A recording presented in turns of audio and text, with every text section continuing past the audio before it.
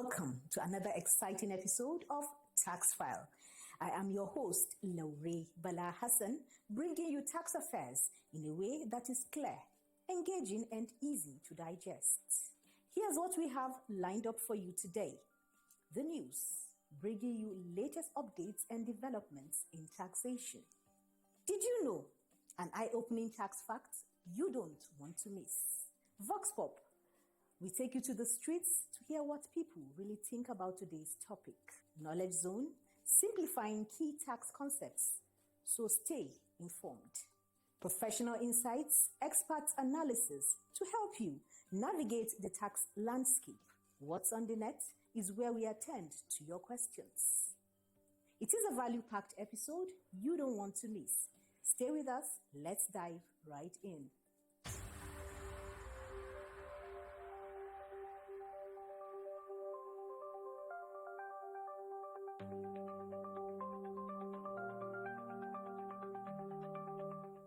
And now, the news.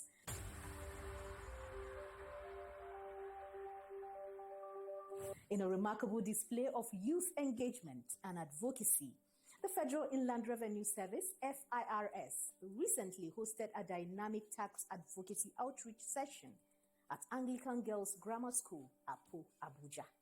Led by Collins Omokaro, the Special Advisor on Communications and Advocacy to the Executive Chairman, Zach Adedeji, in collaboration with the Taxpayer Service Department and Communications Department of the FIRS. The event highlighted the pivotal role of women in nation building.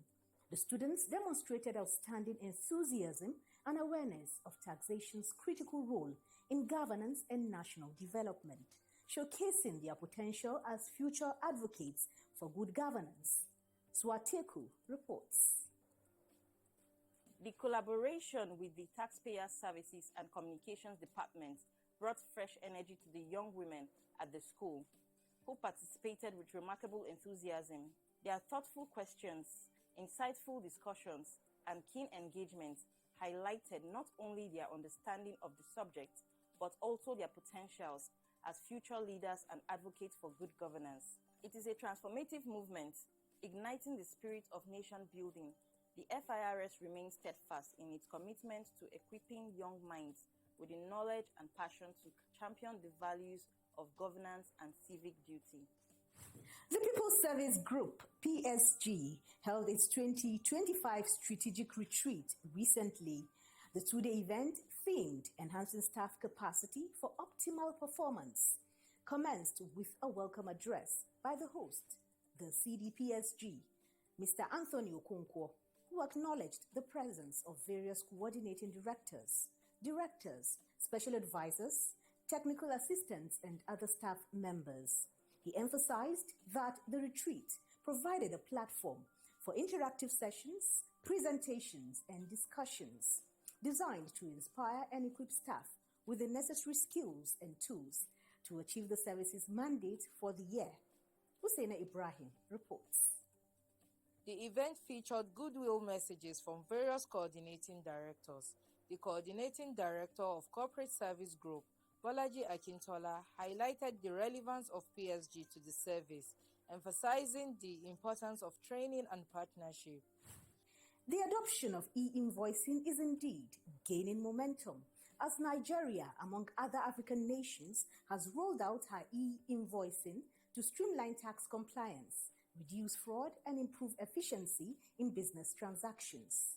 At the interactive stakeholder engagement recently held in Lagos, Nigeria has been identified as one of the countries lagging behind, ranking 171 out of many countries. This highlights the urgent need to align with international best practices to enhance its economic competitiveness and modernize its tax and business system. The report. A few weeks ago, a significant forum was launched, bringing together large taxpayers and now tax consultants. The goal, to interact, engage, and gather valuable feedback from these consultants on the next phase of e-invoicing implementation in Nigeria. So one of the key benefits of this project is that it will improve compliance and reduce compliance gap. It will also reduce VAT compliance gap. The Chief of Staff to the FIRS Chairman, Tayo Koliosho, emphasized that the project marks the second phase of engagement with key partners. He described it as a national project crafted for Nigeria by Nigerians to drive the nation forward. In a vibrant celebration of International Women's Day 2025, the FAME Foundation hosted its annual Women's Day football tournament at the Area 3 Artificial Turf in Abuja. Among the highlights of the event was the active participation of the Federal Inland Revenue Service, FIRS, whose involvement underscored their dedication to promoting tax awareness as a cornerstone of national development. Swateku reports. Themed Generation Equality International Football Tournament 2025. The event brought together diverse women's teams, including grassroots women, market women, career professionals, and internally displaced persons, IDPs. FIRS made a strong showing as one of the participating teams, clinching third place in the spirited competition, which saw Team FIDA, International Federation of Women Lawyers, emerge as the champions. Through its participation, FIRS showcased its commitment to empowering women and fostering a culture of civic responsibility. FAME Foundation, the event organizer, praised the unifying power of sports in advancing gender equality. Honorable Ayodele Olawande, the Minister of Youth Development, graced the event, further amplifying the message of empowerment and collaboration. And that's a wrap on the news segment.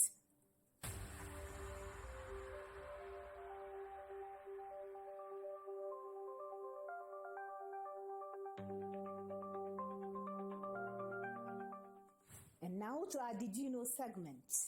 Did you know that one of the strategic pillars of FIRS is the deployment of technology? FIRS is automating its tax collection for optimal performance through the deployment of world-class technologies such as Tax Pro Max. Let's join Mariam for the Vox Pop.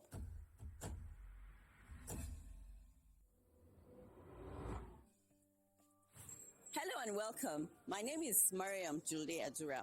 Today, I'm in the Abari market in Abuja to find out what people think their taxes should be used for. Come with me. What do you think government should use your taxes for? They should use it for community development, like building hospital, construction of roads, and these other social amenities.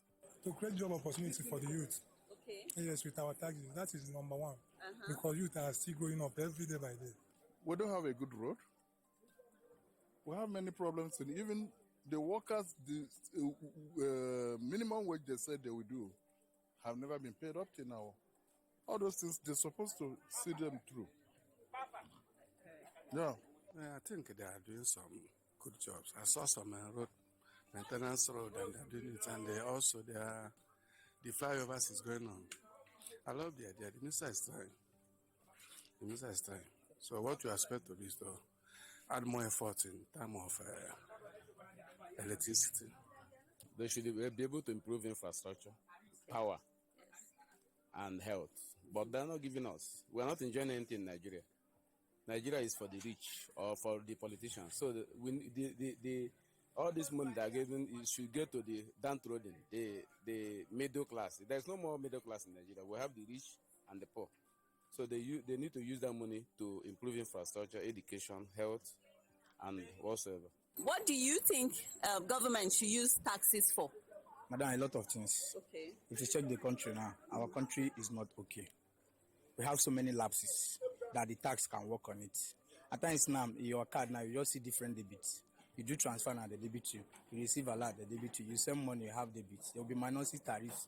And secondly, there's many things they need to do, like all those trailers that work in the afternoon. They should stop them. They stop moving in the afternoon. Let them move in the night to reduce accidents, so we can have some little safeties.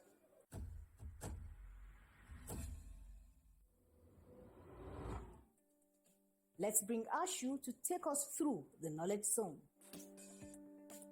A warm welcome to Knowledge Zone. I am your host, Ashu Abe. Today we'll be exploring what our taxes are being used for. What do we use taxes for?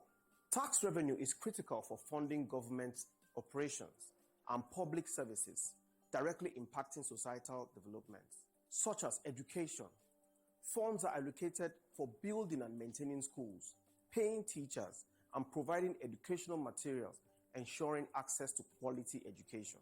Healthcare. Tax money supports hospital construction, healthcare worker salaries, and medical equipment procurement, enhancing public health services. Infrastructure. Investment in roads, bridges, airports, and water supply systems improves connectivity and living standards. Security. Funding for police, military, and other security agencies ensures law and order, protecting citizens and property. Social welfare programs assist the poor, elderly, and vulnerable, promoting social equity. Economic development supports projects in industrialization, agriculture, and tourism, driving economic growth. Debt servicing manages national debt, maintaining financial stability and creditworthiness. The uses demonstrate the tax revenue is the lifeblood of government functions, directly benefiting all Nigerians through improved public services. Security. Funding for police, military, and other security agencies ensure law and order, protecting citizens and property.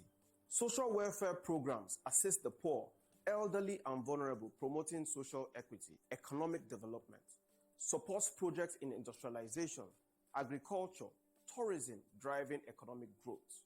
Debt servicing manages national debt, maintaining financial stability and creditworthiness. These uses demonstrate the tax revenue is lifeblood of government functions, directly benefiting all Nigerians through improved public services.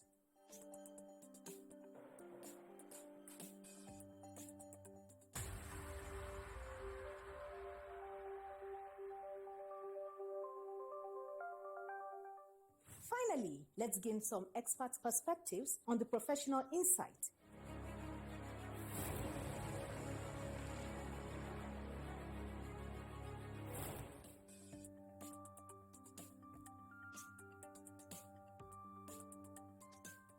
FIRS began its digital transformation journey several years back, and it started with the creation of the modernization department that was primarily responsible for driving all the modernization and digital transformation initiatives. And over the years, FIRS has been able to grow, along these lines. The department later became a group, and then the the modernization group and the digital and innovation, support group and all of that.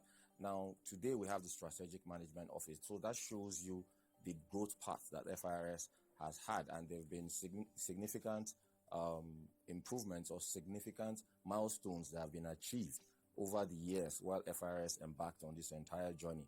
Now, one of the key things is the institutionalization of, standard project management practices, the deployment of several automation tools for, taxpayers and staff alike. They are aware that several automation platforms have been deployed over the years. We started a long time ago with what we fondly call the web portal, and then, we moved to the deployment of the ITAS initiative. After that, now we've moved on to the Tax Pro Max platform, where taxpayers are able to, file their taxes end-to-end electronically. They can do all of that online. And there's been several other initiatives internally as well. As you're aware, the entire payment processes internally and HR processes have all been automated as well. So all of that speak to, FIRS's digital transformation journey.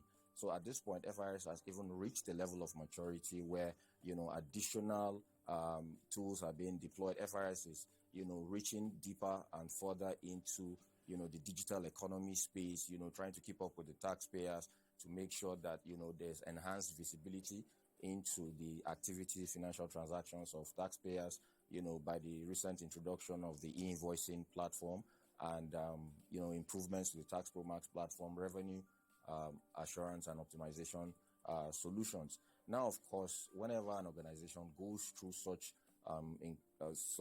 changes, it's not without challenges. So some of the challenges, we've encountered in over the course of this journey is the literacy level of, both internal and external stakeholders. External, like taxpayers, have had to learn how to file their returns online, to comply with the digital tools as against, manual filing that they were used to, internal processes that have been modernized, that have been automated.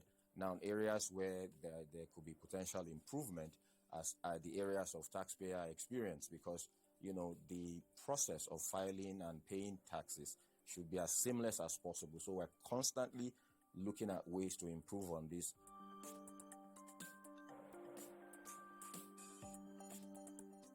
Technology, as it is today, is not just deployed for the sake of deploying technology, right? So in an organization, thankfully, the management has set out clear and specific goals for the year. Like in this year, we're focused on technology integration, and that also happens to be one of the strategic pillars of the administration. So whatever technology is being deployed always has to align with this, strategic pillar and, strategic focus area for the year. For instance, all the tools we're deploying now are around, increasing visibility. Because, what does visibility do for a tax authority? When you know about taxpayers' transactions, then you know their tax liabilities. So we're deploying tools, monitoring the digital economy space and other areas to make sure that, we're aware of such financial activities, so that, we have profiles. We can create risk profiles for taxpayers that are in line with their business activities, not that, when it comes to their tax returns, you have a different thing. And then when it comes to the reality of their business activities, you see a different thing. So we're trying to bring, put systems in place in such a way that, we're moving towards what we call Tax Administration 3.0, where taxpayer systems are at the center of taxation, so that, the burden of filing is highly reduced and all of that. So that is the ultimate goal. That is a target, and we're moving gradually towards that. So yeah, in terms of alignment, I can say we're fully aligned with the strategic objectives of the service.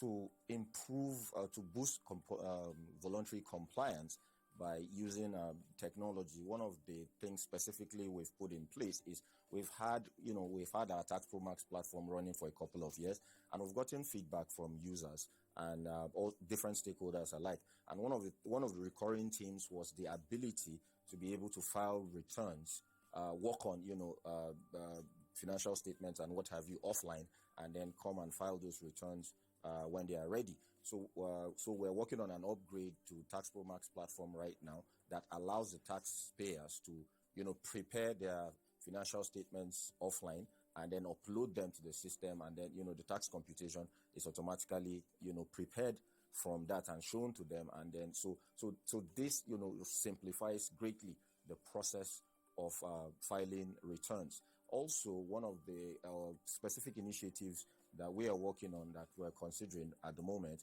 is analyzing bank statements. So it's a tool that we're currently exploring to see how we can deploy in such a way that taxpayers' bank statements can be analyzed, and taxable transactions are actually picked up. That process is largely manual today, but we're looking at automating the process to further enhance efficiency.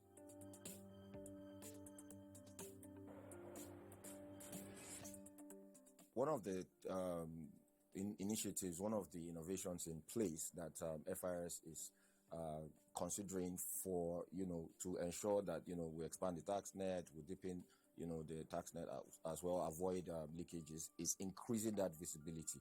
So as a taxpayer, if you are aware that the tax authority knows about all your transactions, then you're more likely to comply, because you know that the tax authority is aware of this has information about this transaction. So one of the things, one of the platforms that is set to achieve that is the e-invoicing, because taxpayers will now have to leverage on the platform to have all their invoices digitally stamped by FIRS before they can be honored, right? So with that in place, taxpayers are pretty much compelled to reveal or to give FIRS visibility into all their transactions. Also, we have several artificial intelligence tools that we're considering, that we're looking at how to, leverage on emerging tech like AI to create risk profiles for taxpayers, where, every taxpayer is properly profiled. If a taxpayer is actually a large taxpayer and today it is captured as small because we don't have visibility into all their transactions, so we're going to be leveraging on AI to create such profiles that would actually categorize the taxpayers appropriately, make sure that what is due from each taxpayer is filed, and then those that were previously not in the tax net will be able to get visibility into these financial transactions that are taking place that previously were not that the tax authority, that FIRS was not aware of, and then get those taxpayers into the net.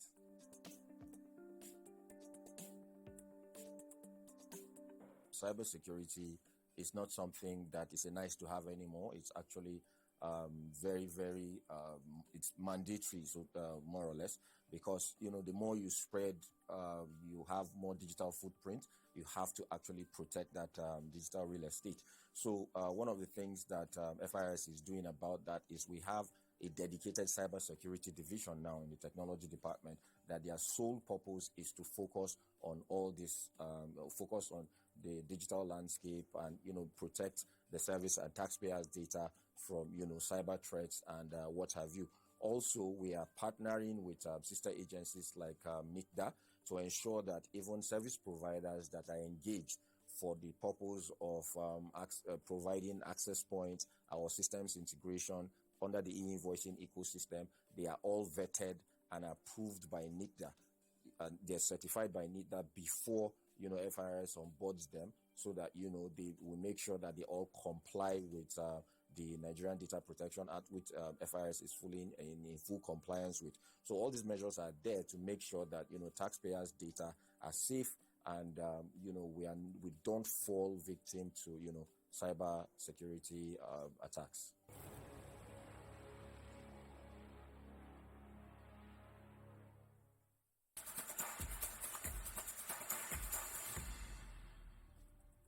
Welcome to another episode of What's on the Net. I am Amina Adiola Abbas. On X, Abiodun Ajalatu says, are there any intergovernmental agencies such as the United Nations and the likes that are on diplomatic missions in Nigeria exempted from tax on rental income? The organization has a hotel letting out to NGOs but prohibits withholding deductions. Well, at Abiodun Ajalatu, intergovernmental agencies such as the United Nations embarking on diplomatic missions in Nigeria may be exempted from tax on rental income. This exemption is typically provided under the Diplomatic Immunities and Privileges Act. In Nigeria, certain classes of income are excluded from taxable income. For instance, income earned by foreign nationals through employment with any government or agency may be exempted, provided there is an arrangement for technical assistance. Additionally, organizations like the United Nations, while on diplomatic missions, may also be exempted from withholding tax as specified in the withholding tax exemption list. It is important to note that tax exemptions can vary depending on specific circumstances and agreements between the Nigerian government and the intergovernmental agency. For example, an organization operating a hotel is not obligated to tax or deduct withholding tax from employees of NGOs renting the hotel.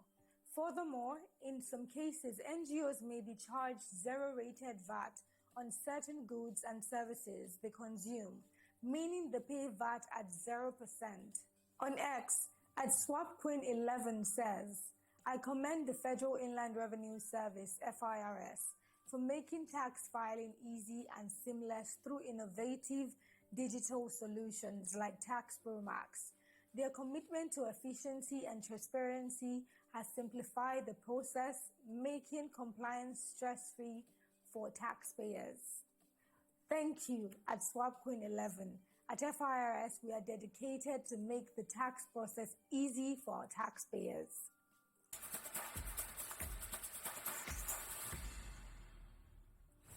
And that's a wrap on this edition of Tax File. Until next time, I am Lori Bala Hassan. Stay informed, stay empowered. FIRS, simplifying tax, maximizing revenue.